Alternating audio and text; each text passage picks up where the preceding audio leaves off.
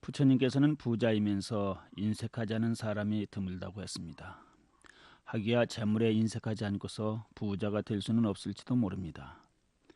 그렇지만 재산이라는 것은 삶을 보다 풍성하게 하려는 것이지 그저 쌓아놓기만 하자는 것은 아닐 것입니다. 맑은 샘물이 나는 우물이 있지만 그 물을 사람들이 먹을 수 없다면 그 우물은 없는 것이나 다름없을 것입니다.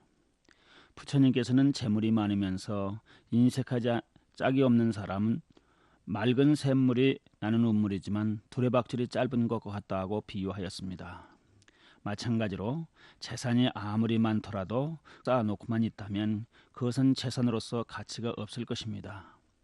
재산은 인간답게 사는 하나의 수단이나 방법은 될지언정 그저 쌓아놓기 위한 목적이 될 수는 없습니다. 그런데도 세상에는 재물을 쌓아놓기만 하려는 수전노들이 예나 지금이나 많이 있습니다.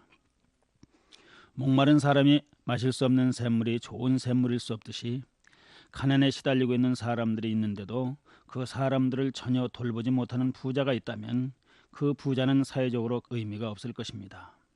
오늘은 인색한 사람이 부처님께 귀하게 되는 이야기를 소개하고자 합니다. 마가다고의 수도 왕서성에는 팔제라는 거부장자가 있었습니다.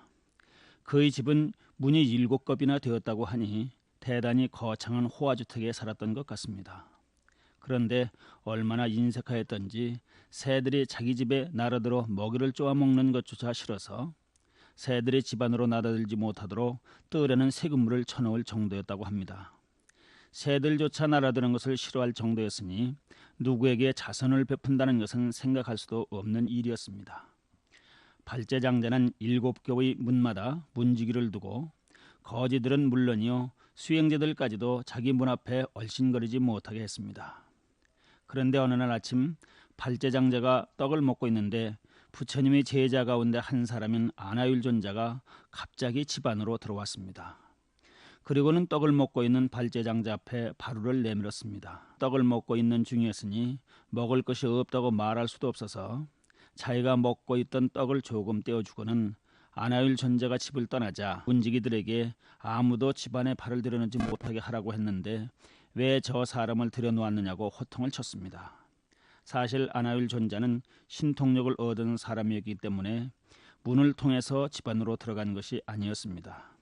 문지기들은 주인님 말씀대로 문을 꼭꼭 닫아두었는데 저 사람이 어떻게 들어왔는지 알 수 없다고 대답할 뿐이었습니다.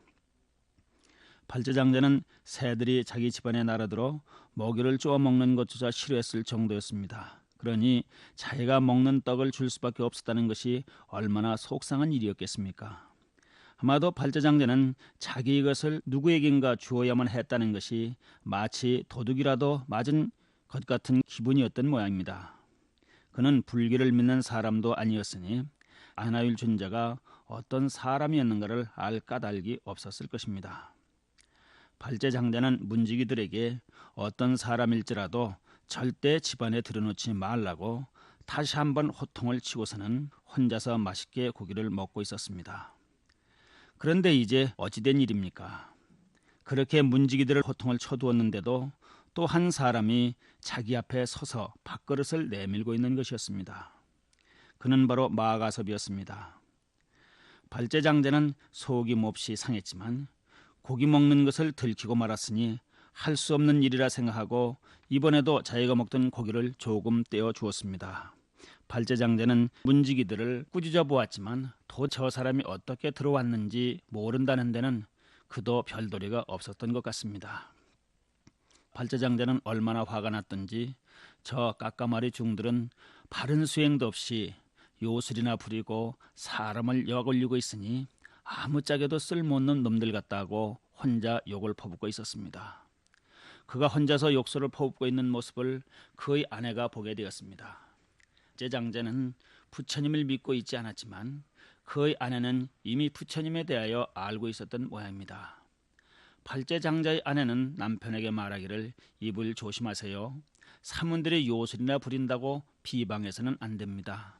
저분들은 큰 신통력을 가진 분들이니 혹시 우리 집안에 이익을 주게 될지도 모르지 않습니까? 저분들이 누구인지나 아십니까? 라고 몹시 걱정스럽다는 듯이 말했습니다. 그들이 누구인지도 알지 못하는 남편에게 그의 아내는 아나율과 마하가섭에 대하여 이런저런 이야기를 해주었습니다.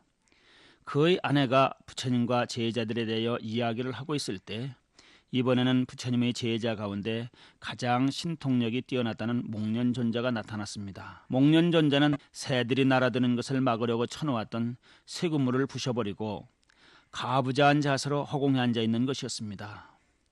그 모습을 본 발제장자는 참으로 놀랍기도 하고 두렵기도 한 나머지 너는 하늘나라 사람이냐, 건달바냐, 귀신이냐, 그렇지 않으면 사람을 잡아먹는 나찰이냐고 소리쳤습니다.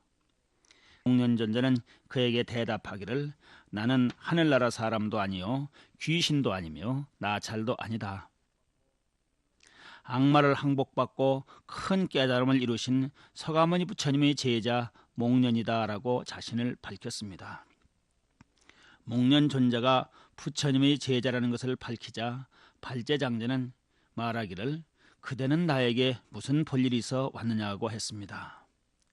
목련은 말하기를 나는 너를 위해 설법하려고 왔을 뿐이니 잘 듣도록 하라라고 했습니다. 발제장자는 목련존자가 무엇을 다 하려고 찾아온 것이 아니니 이야기는 한번 들어봐야 되겠다고 생각하였습니다. 그때 목련존자는 말했습니다. 우리 부처님께서는 두 가지 베품을 말씀하신다. 그것은 법으로 베푸는 것과 채물로 베푸는 것이다. 이제 너에게 법으로 베푸는 것을 말해줄 것이니 마음과 뜻을 다해서 잘 들어라. 법으로 베품에 5가지 큰 길이 있으니 첫째는 산 목숨을 죽이지 않는 것이요, 둘째는 남의 것을 도둑질하지 않는 것이며, 셋째는 남의 아내를 간음하지 않는 것이요, 넷째는 거짓말하지 않는 것이며, 다섯째는 술에 취하지 않는 것이다. 장자여, 이 5가지가 법으로 베푸는 큰 길이니 그대도 이 길을 걸어가라. 5가지 길을 법으로 베푸는 길이라고 목련존자가 말해주자 발제장자는 속으로 생각하기를 내가 천민도 아니니 일생을 할 까닭이 없고 나는 이미 소문난 부자이니 다른 사람의 재물을 훔칠 필요도 없사.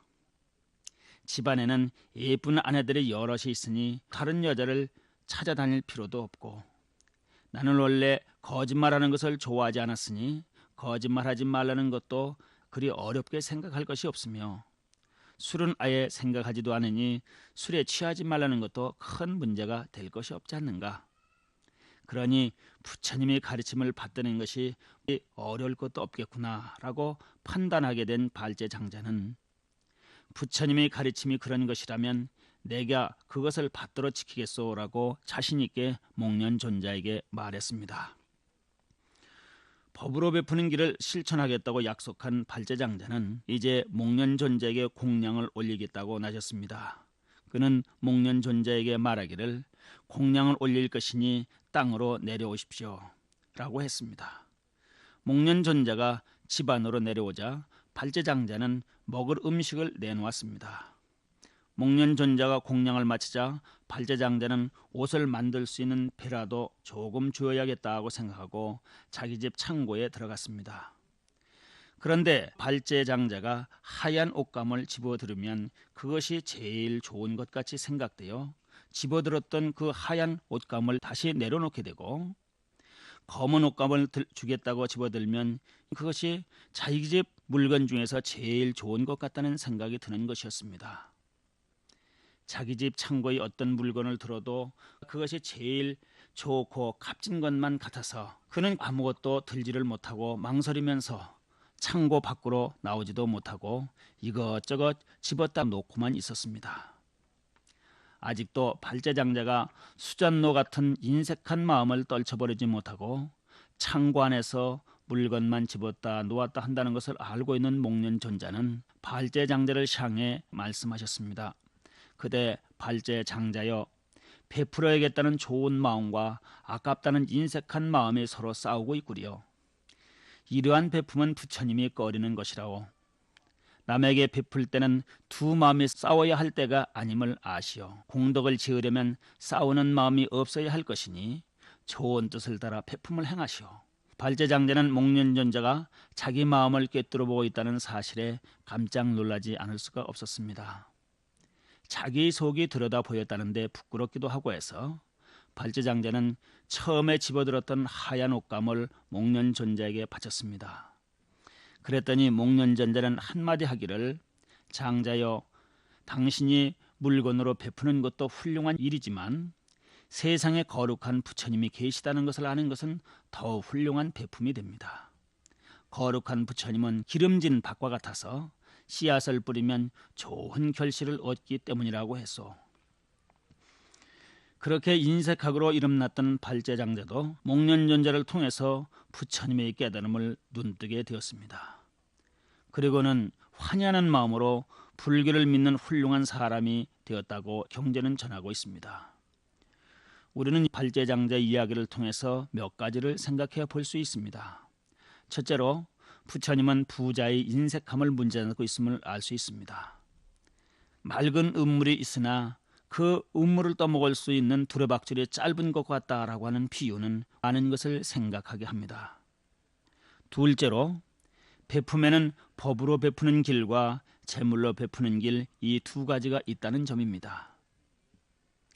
법으로 베푸는 길을 흔히 법시라고 얘기하고 재물로 베푸는 것을 재시라고 이렇게 이야기를 합니다.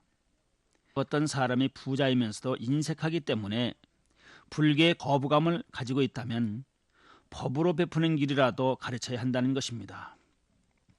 이 발제장자가 인색하기로 소문나자 목련전자는 결국 재물을 베풀라고 하는 말을 하지 않고 법으로 베푸는 길을 그에게 말해줌으로써 부처님과 만날 수 있는 훌륭한 통로를 열어놨다는 것을 알 수 있습니다. 발제장자에게 5가지 계율을 법으로 베푸는 길이라고 가르친 것은 중요한 시각이라 생각됩니다. 그것은 비록 재물의 노예 상태를 끝내 떨쳐버리지는 못하더라도 남에게 피해를 입히는 사람이 되어서는 안 된다는 것을 암시하고 있습니다. 부자이면서 수존자가 되면 다른 사람에게 피해를 주지는 않겠지요. 그런 사람도 우리가 부처님의 법안에 이끌어들여서 훌륭한 인물로 이끌어야 된다는 것이 부처님의 사상이라고 할 수 있습니다.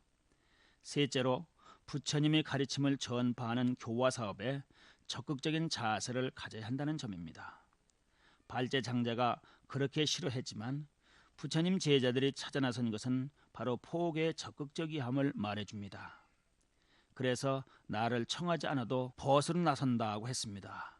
상대방이 나를 청하지 않지만 내가 그를 벗처럼 찾아 나선다는 것이었습니다. 넷째로 이미 베풀겠다고 마음먹었으면 더 이상 아깝다는 생각을 가질 필요가 없다는 점을 일깨우고 있습니다. 베풀려고 하면서도 아깝다는 생각을 떨쳐버리지 못하는 것은 부처님이 꺼리는 품이라고 했음을 명심해야 할 것입니다. 우리는 오늘 이러한 몇 가지를 생각해 볼 수 있습니다. 우리나라 불자들이 가장 많이 읽는 경전 중에 하나가 금강경이라고 볼 수 있는데, 금강경에서는 부모의 행위에 대해서 여러 가지로 강조를 하고 있습니다. 어떤 시대에 어떤 사회에 살고 있더라도 훌륭한 종교인으로서의 그 자세는, 또 부처님을 믿는 사람으로서의 그 모습은 남을 위해서 귀하는 베품이라고 말할 수 있습니다.